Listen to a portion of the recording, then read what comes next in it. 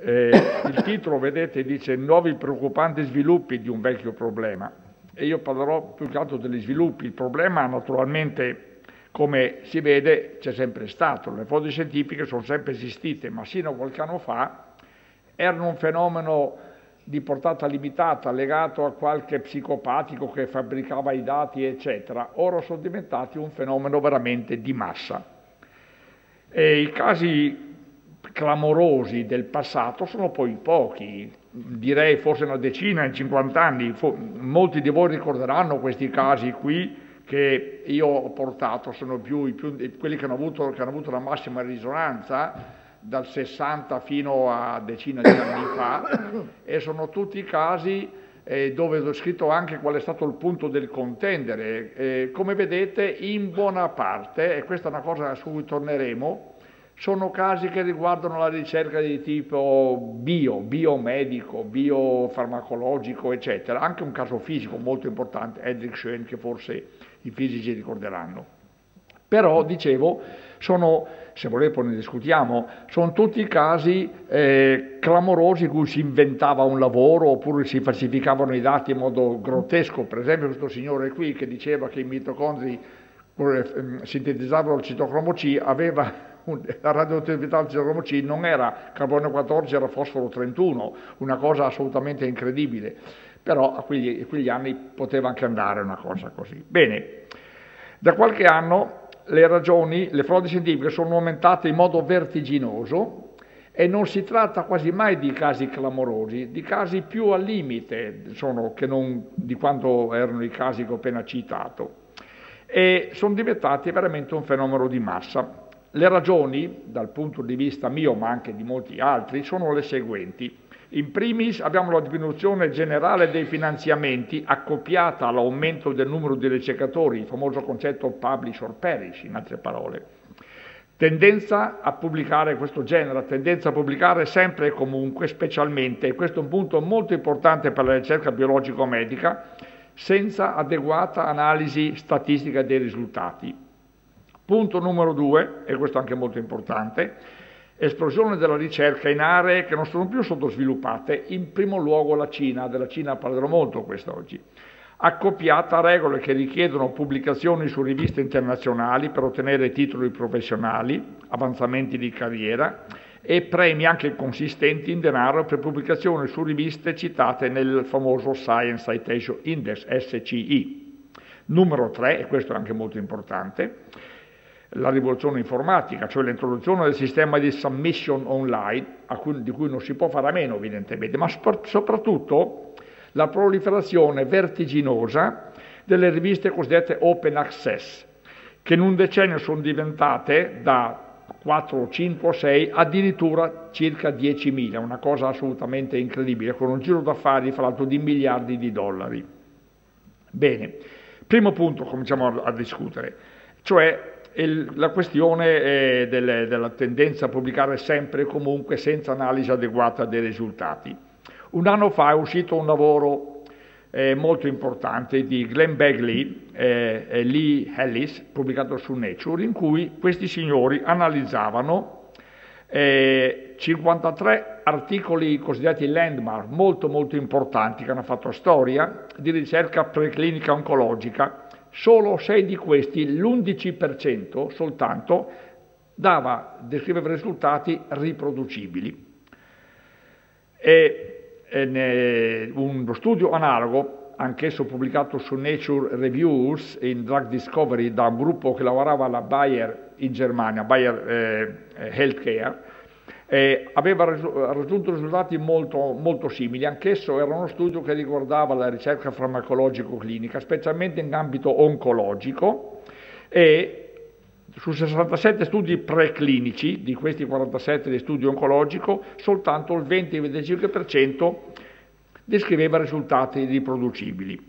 Qui il punto chiave era l'analisi dei dati, l'analisi statistica. Leggiamo insieme questa diapositiva. Prendiamo un test qualsiasi, un test che sia positivo nel 95% dei portatori di una certa malattia. Il test è negativo nel 90% dei soggetti sani. Tutti diremmo il test è specifico, è un ottimo test. Però leggiamo un po' meglio. Se la frequenza della malattia, per esempio, è l'1% della popolazione, vuol dire che su 2000 individui 20 avranno la malattia, cioè 19 individui saranno positivi al test e uno sarà negativo. Gli altri 1980 non avranno la malattia, di questi però il 90%, 1782 saranno negativi al test, ma il 10%, cioè 198, saranno positivi. Quindi 217 individui, 19 di prima più 198, saranno positivi al test, ma solo 19 di questi avranno la malattia.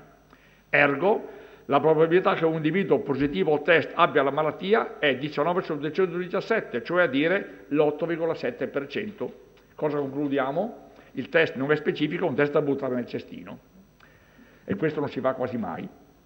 Però le cose vanno un po' meglio se la frequenza della malattia, questo è un banale dato statistico, anziché essere l'1% è il 30% della popolazione. Se ripetiamo il discorso fatto nelle righe precedenti, in questo caso la probabilità che un individuo positivo al test abbia la malattia sale dell'80%, fino all'80%. Conclusione, di nuovo, il test è specifico ed è un buon test.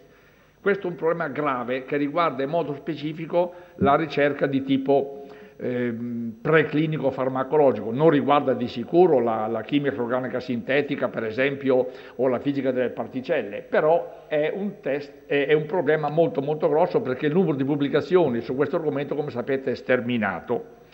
Allora, questo se prendiamo un test come esempio, naturalmente c'è chi ha trasferito questo tipo di discorso non tanto a un test come ho citato adesso come esempio, ma addirittura all'analisi dei dati. L'assunto che potrebbe essere questo: i risultati scientifici, per esempio, tutti sappiamo, hanno una percentuale di falsi positivi, diciamo che sia del 5%, abbastanza ragionevole, no? Questo è così perché si usa generalmente il P005 nel valutare statisticamente i risultati, questo è un dato comune. Ed una percentuale di falsi negativi del 20%, tutte assunzioni abbastanza logiche. Assumendo quello che in lingua inglese si dice la prior probability, che corrisponde grosso modo alla frequenza della malattia nell'analisi statistica della ricerca preclinica, cioè la percentuale dei risultati che si considerano interessanti che sono di fatto corretti, ed applicando ad essi i fattori falsi positivi si può arrivare a risultati non corretti in percentuali molto elevate dei casi. Conclusione: una percentuale notevole di errori pubblicati non è riproducibile. Dopo lo studio di Begley e Ellis ha provocato un enorme furore mediatico anche sulla grande stampa. L'Economist è uscito con 2 articoli che forse alcuni di voi avranno anche letto, di cui cito qui la prima pagina, questo e quest'altro. Addirittura alcuni anni prima c'era chi sarà detto, un certo Ioannidis, che aveva pubblicato un articolo, credo che fosse su PLOS ONE, dal titolo Why Most Published Research Findings Are False. Addirittura lui sosteneva che la maggior parte dei dati, sempre parlava della ricerca preclinica, però erano falsi in sostanza. Begley e Ellis hanno concluso la seguente cosa: per ottenere finanziamenti, impieghi, promozioni occorre avere un forte record di pubblicazioni e le riviste, i referees, i comitati di finanziamento vogliono lavori semplici, chiari, storie perfette. Dati negativi si pubblicano quasi mai, come sapete. Da questo deriva la forte tentazione di includere dati sospetti o di eliminarne altri o addirittura di manipolarli. E questo è un caso che adesso purtroppo è frequente, insomma.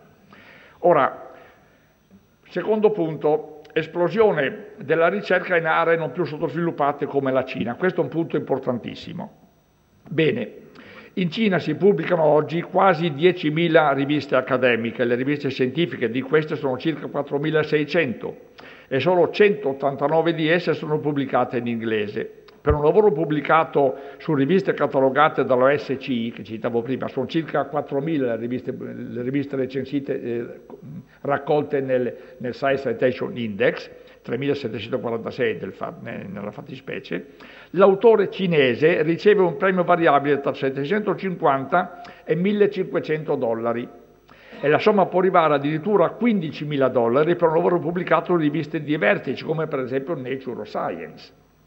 Nella maggior parte inoltre delle università cinesi è necessario pubblicare un certo numero di articoli in rivista SCI per ottenere promozioni e non si ottiene il titolo di PhD, questo lo so perché l'ho sperimentato io perché sono membro di comitati in Cina, senza aver pubblicato 2 articoli almeno sulla rivista SCI. Tutto questo crea una fortissima pressione per la pubblicazione. Nel decennio dal 2000 al 2012 il numero delle pubblicazioni scientifiche è passato, come vedete, da circa 30.000 a quasi 200.000. Però il fattore di impatto delle pubblicazioni non conta prevalentemente il numero delle pubblicazioni. E qui teniamo conto di una cosa, che si calcola che in Cina il numero dei ricercatori sia non meno di 30 milioni, quindi potete immaginare la pressione alla pubblicazione che c'è in Cina. Ora, quali sono i fattori, oltre a quelli che ho detto del numero puro e semplice? Quello che succede, come è ovvio che sia naturalmente, anche se non è inaugurabile, è che questa pressione genera un gran numero di casi di frode scientifica, favoriti da vari aspetti discutibili delle pratiche di pubblicazioni. Per esempio, publication fees esorbitanti, richieste da riviste che garantiscono in cambio la pubblicazione senza peer review, agenzie che scrivono lavori a pagamento, riviste illegittime che distribuiscono premi fasulli e specialmente la vendita dei lavori. Quest'ultimo aspetto delle pratiche fraudolente di pubblicazione è divenuto ora in Cina particolarmente diffuso e su questo ho un paio di diapositive importanti da guardare.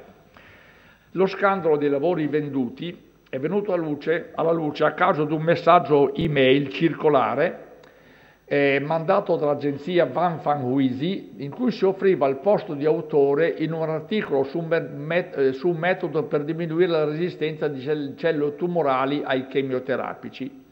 L'articolo era stato accettato con richiesta di revisione ancora in corso da un giornale molto serio, che è l'International Journal of Biochemistry and Cell Biology, è la rivista ufficiale della IUBMB, sarebbe l'Associazione della Ricerca Biochimica.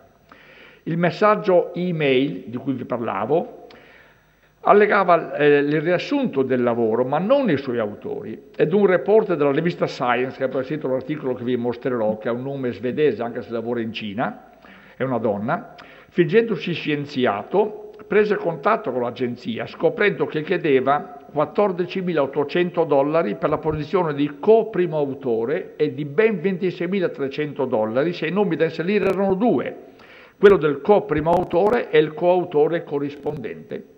Quando il lavoro mesi dopo venne pubblicato, i nomi di 2 degli autori originali erano stati eliminati e quelli di 4 nuovi autori erano stati aggiunti.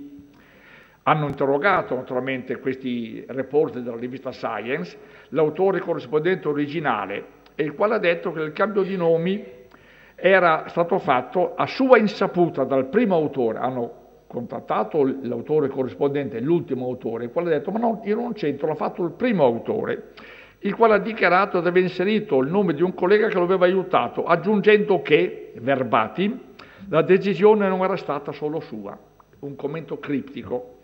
Il lavoro, fra l'altro, il lavoro era il primo lavoro pubblicato dal nuovo primo coautore in una rivista SCI, non aveva altro track record di sorta. Questo è l'articolo di questa signora con un nome svedese, anche se lavora in Cina, che è uscito sulla rivista Science circa un anno fa, che documentava questo caso. Però da questa iniziale inchiesta di Science la cosa si è un po' estesa e ha portato alla scoperta di ben 27 agenzie che vendono, fra virgolette, vendono lavori da pubblicare su riviste SCI. Alcune operano addirittura allo scoperto con messaggi pubblicitari che io ho visto, come questo. Incredibile, puoi pubblicare articoli senza fare gli esperimenti. Oppure un altro diciamo così, slogan pubblicitario: tu pensa solo alla carriera accademica, lascia a noi il lavoro pesante.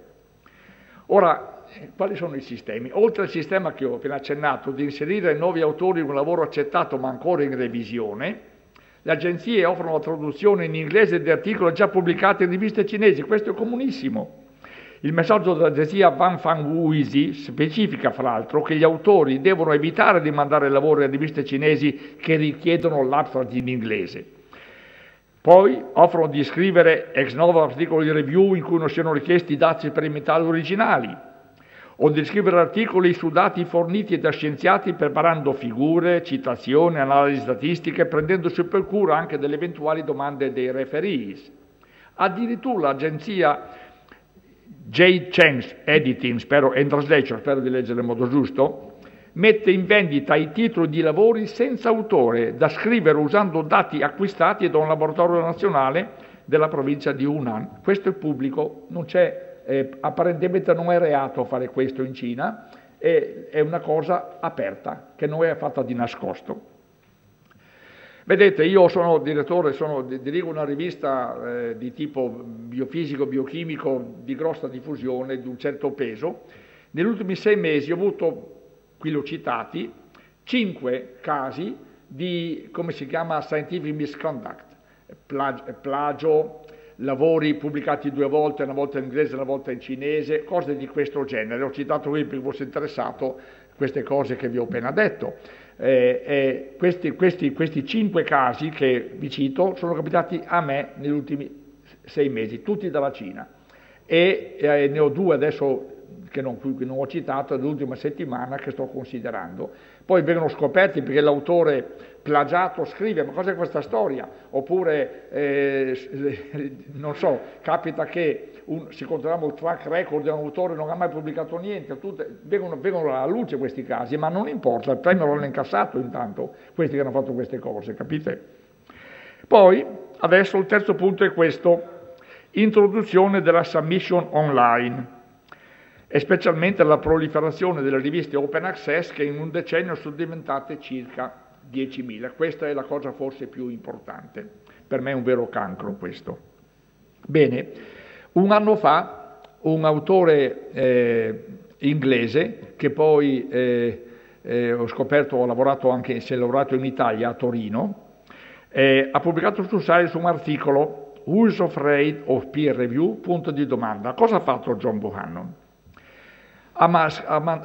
Descrive un lavoro inviato al Journal of Natural Pharmaceuticals, un giornale open access, da un signore che si chiamava Okarafo Kobans del Vassi Institute of Medicine in Asmara in Eritrea. Già il nome, secondo me, avrebbe dovuto sollevare qualche sospetto, un nome così, insomma, è un po' strano, Okarafo Kobans.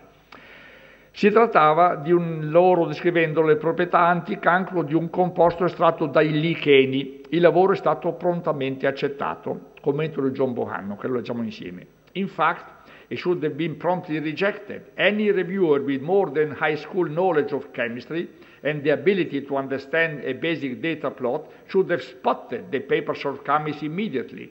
Its experiments are so hopelessly flawed that the results are meaningless. I know this because I wrote the paper. Okarafo Kobans does not exist, nor does the Vassi Institute of Medicine in Asmara. Questo è John Bohannon, naturalmente continua e dice, over the past 10 months I have submitted 304 versions of the Wonder Drug paper to open access journals. More than half of the journals accepted the paper, failing to notice its fatal flaws. After the journal accepted the paper, I sent a standard email to the editor. And he wrote, ha scritto, unfortunately, while revising our manuscript, we discovered an embarrassing mistake. We see now that there is a serious flaw in our experiment, which invalidates the conclusion, and I then withdrew the paper.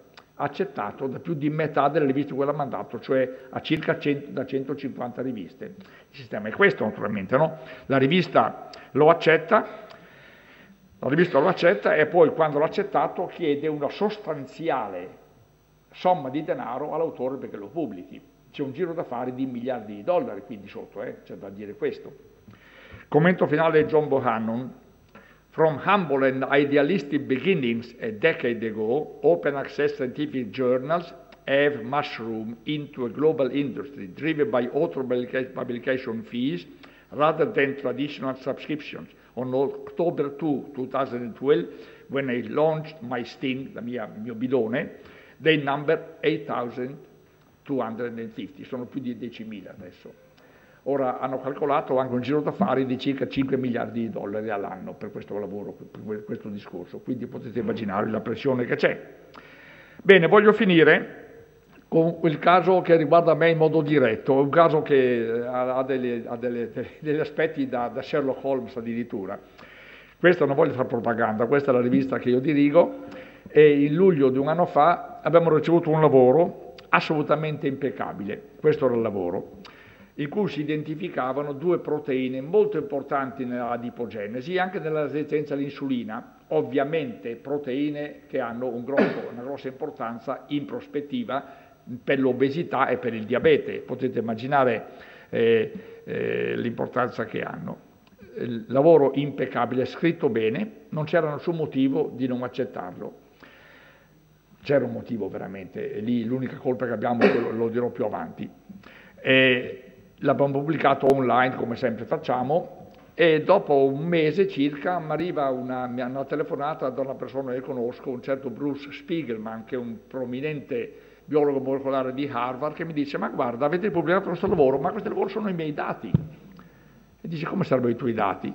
E io ho fatto questa comunicazione circa 6 mesi fa a un congresso a Cold Spring Harbor e vedo qui riprodotti tali quali i miei dati, che non posso pubblicare io perché ho chiesto 2 brevetti che si può pensare sarebbero finiti in milioni di dollari, dato che c'è il diabete e l'obesità che riguardano queste malattie, queste proteine, e questi qua sono autori. Io ho guardato, ecco il nostro errore qual è stato, forse, errore insomma, tenete conto che noi pubblichiamo circa 12.000 articoli all'anno, cioè riceviamo 12.000 articoli all'anno, quindi non è facile andare a fare il controllo del track record ogni volta.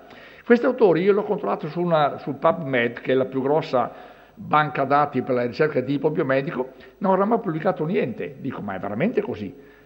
E allora mi sono messo a guardare le cose anche io, non soltanto PubMed, non c'era mai traccia di nessuno di questi autori su nessuna banca dati che riguardavano la ricerca di tipo in generale, mai, non esistevano. Notate che veniva dall'Università della Tessaglia, erano 5 autori greci, non voglio dire dalla Grecia per l'amore di Dio, però non era una cosa di Harvard o di Caltech o di Uppsala, venivano dalla Tessaglia. Ho chiamato immediatamente il rettore dell'università, il quale era sbalordito, dice: mi dia un paio di giorni, le telefono di Roma. Mi ha richiamato, mi dice: questi 5 autori non esistono, non sono mai stati da noi nella nostra università, non so chi siano. Anzi, dice di più, io ho consultato il dipartimento, non so quale dipartimento, poi l'ho fatto anche io col dipartimento di grecistica dell'Università di Zurigo, e sono nomi greci, sì, ma greci un po' strani, come se dicessimo Danielic, per esempio, non so, una cosa del genere. Secondo me questi non sono nemmeno greci. Il lavoro era impeccabile, questo che l'ha scritto è uno scienziato che sa scrivere molto bene e sa argomentare molto bene le cose, evidentemente. Per farla breve, abbiamo iniziato un'indagine, la mia rivista è pubblicata da Elsevier. Elsevier ha iniziato un'indagine e l'ha iniziata in parallelo anche l'Università di Harvard. L'Università della Tessaglia ha detto di no, che loro non vogliono entrare in questa cosa, costa troppi soldi, eccetera. E siamo arrivati per adesso da nessuna parte. Perché? Per questo signore, che il corrispondente si chiama Evriki Geru, e non soltanto scrive molto bene, non soltanto uno scienziato che sa quello che scrive, ma aveva scelto un server di Shanghai per mandare il lavoro. Quando abbiamo scoperto, e se vi era scoperto che era Shanghai, dimentichiamocelo, non riusciremo mai a capire come la cosa è nata, perché è una tale giungla a Shanghai che non si può venirne fuori. L'indagine è ancora in corso, ma costa un sacco di denaro e non si sa bene adesso se valga la pena di farla. Qual è il problema qui? Qui non è uno che falsifica i dati per un vantaggio suo, non c'è nessun vantaggio che potevano in nessun modo aspettarsi questi 5 pseudo-greci. Cosa hanno fatto? Hanno provocato un danno gravissimo al povero Spiegelman. Perché? Perché naturalmente la legislazione dei brevetti, e il nostro Presidente la conosce molto meglio di me, vi dirà qualcosa se vuole, è complicata, non interessa che il lavoro sia autentico o non autentico, rimane per 3 mesi, come la legge prescrive prima di ritrattarlo, rimane aperto al pubblico e tutti sanno di questa cosa, e quindi il povero Spiegelman probabilmente sta lottando come un disperato, perderà 2 brevetti molto molto importanti. Quindi questa è una nuova motivazione, non un vantaggio personale, qualche cosa che fa un danno ad un altro, è un danno anche consistente fatto di denaro, capite? Io pensavo, ho detto a Spiegel, ma forse sono tuoi studenti, tuoi postdoc che tu hai trattato male. No, dice assolutamente no. Mi ha detto anche il nome che non posso ripetere, credo di sapere chi è un inglese che mi fa stalking da anni oramai, e secondo me è lui, ma non si può provarlo perché appunto il server di Shanghai e dice che è quasi come cercare un ago in un pagliaio in sostanza, no? Io ho scritto dopo 3 mesi un editoriale molto forte, che qui naturalmente c'è soltanto parte della prima pagina, chi vuole può andare a leggere, in cui abbiamo ritrattato il lavoro, sì, ritrattato d'accordo, però 3 mesi per legge deve restare lì, e tutti lo potevano vedere, e quindi la legge dei brevetti è quella che è, e quindi probabilmente io credo che Spiegelman perderà il suo caso. Cosa si può fare? Naturalmente non si potrà mai impedire che uno psicopatico dipinga i topolini di nero. È chiaro, queste sono cose che non si possono, capiteranno sempre, ma saranno 5-6 casi in 50 anni. Quello che si può fare per questo fenomeno di massa, e non riusciremo mai a rimediare al 100%, è di identificare tutti gli autori e verificarne il consenso alla pubblicazione, chiedere che ogni autore specifichi il suo ruolo nel lavoro. Alcune riviste, voi lo sapete, già lo fanno. Numero 2, controllare il track record di pubblicazione di ogni autore. Questo in teoria è fattibile, ma riviste che ricevono migliaia e migliaia di lavori non è tanto facile. Si può fare, si deve fare, ma non è tanto facile. Numero 3, importantissimo questo, e questa è una cosa che dico con molta cautela: rivedere i criteri di valutazione nell'attribuire i finanziamenti o premi o promozioni, che ora sono troppo basati, da noi in Italia in modo ossessivo, siamo un po' provinciali in questo, su indici bibliometrici, di cui una dichiarazione importante di San Francisco, firmata nel 2012 da 155 scienziati a nome importante delle 78 più importanti organizzazioni scientifiche mondiali, propone l'abolizione. Sic et simpliciter.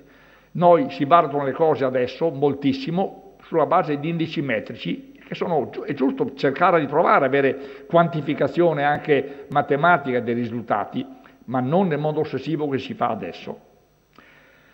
Numero 4, c'è un nuovo giornale elettronico, eLife, iniziato da circa un anno da Randy Sheckman, che ha vinto l'ultimo premio Nobel per la medicina, il quale ha introdotto una novità molto interessante. Include per ogni articolo una comment section in cui ogni ricercatore può rivolgere domande sui metodi o descrivere le sue esperienze. Punto numero 5. Il National Center of Biotechnology and Information dell'NIH, cioè del Ministero della Salute americano in sostanza, ha attivato un sito, PubMed Commons, dove ogni ricercatore può esprimere commenti sugli articoli elencati in PubMed e criticarli se vuole criticarli. E poi c'è il sistema ORCID, per me il più promettente di tutti. Detto in soldoni, il sistema ORCID è un modo di dare ad ogni autore un codice a barre, per mettere in modo semplice. È un registro di identificatori univoci per autori gratuito, ma non obbligatorio ancora. È sufficiente registrarsi per ottenere l'identificativo, il codice a barre in sostanza. Gli autori di un articolo devono fornire il loro codice identificativo ORCID quando inviano un lavoro ad una rivista. Questo sistema risolve il problema delle omonimie, dei diversi modi di indicare lo stesso autore negli articoli pubblicati nelle banche dati, nonché le errate indicazioni della struttura di appartenenza. Ecco, questa era la mia ultima slide, poi vi dico soltanto grazie. Non risolveremo tutto al 100%, né mai e poi mai riusciremo a impedire che uno psicopatico faccia qualcosa inventando. Quello ci sarà sempre, ma sono casi che non hanno importanza di massa. Possiamo però di sicuro impedire che questo fenomeno di massa si allarghi a dismisura. Vi interessa sapere che questo tipo di discorso che ho fatto da voi oggi un po' più allargato lo farò di nuovo a novembre proprio a Shanghai in Cina, e sarà presente il ministro della salute cinese, perché parte di un board di cui sono parte anche io, membro del board di cui sono membro anche io. E sono molto preoccupati in Cina per quello che succede. Avete visto, no? Gli slogan, no? Pubblicate senza fare il lavoro in sostanza. Ecco, non sarà facile venirne fuori, ma secondo me un punto importante è smettere, perché ho detto che uso cautela, smettere di dare peso esclusivamente ai fattori bibliometrici. Lo so che qui il discorso della volpe e l'uva, no? Una volta un politico ha detto che il potere logora chi non ce l'ha. Era Andreotti, se mi ricordo bene, ed è giusto, quelli che lottano contro i criteri bibliometrici sono gente di solito che ce l'hanno molto bassi, lo so benissimo, c'è questo rischio. È sacrosanto cercare di usare i criteri bibliometrici, ma usarli però nel modo giusto, non in questo modo ossessivo che si usa adesso. Ecco. Io con questo non ho altro da dire, vi ringrazio per la vostra attenzione, se vi sono domande sono qui.